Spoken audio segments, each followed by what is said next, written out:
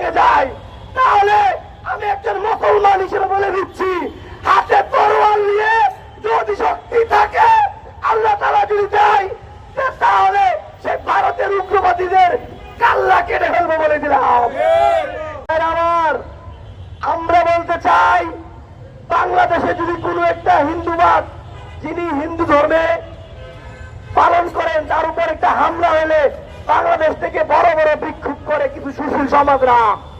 আজকে তারা কোথায়? আমার মুসলিম ভাইদেরকে পাখির মতো মারছে, আমাদের মসজিদগুলোকে ভেঙে ঘুরিয়ে দিচ্ছে, আমাদের মাদ্রাসার ভাইদেরকে মাদ্রাসায় দিয়ে লাঞ্ছনা করছে, দাড়ি দিয়ে হাত দিচ্ছে।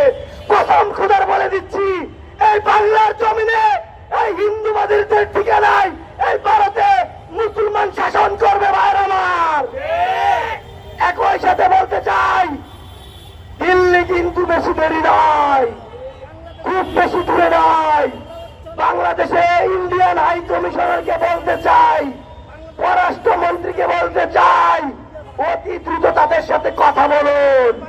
একই সাথে তাদেরকে বলুন, এই ধরনের জঙ্গি কার্যক্রম, সন্ত্রাসীমূলক কার্যক্রম বন্ধ করার জন্য।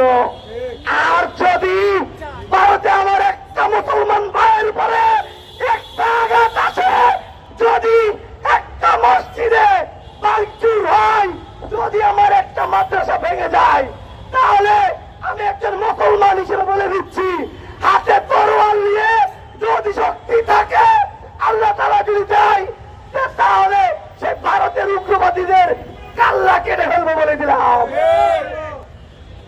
প্রিয় ভাইয়েরা আমার, আমাদের রক্ত টকবক করছে, তারা আমাদের হৃদয়ে অন্তরে আঘাত করেছে, সেটা আমরা কোনোভাবেই মানতে পারি না।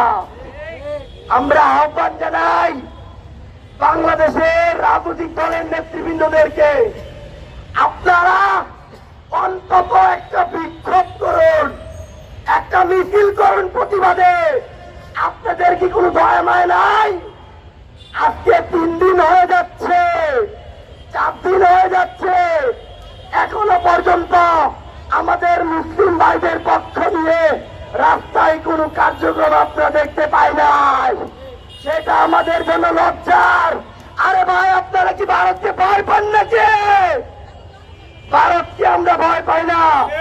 যেই ভারতে আমাদের ভাইদেরকে রক্তাক্ত করে, যেই ভারত আমাদের মুসলিম সমাজকে অপমানিত করে, যেই ভারত আমাদের মসজিদগুলোকে ভেঙে ফেলে, সেই সকল ভারতীয় পণ্য বয়কট করুন প্রিয় দেশবাসী।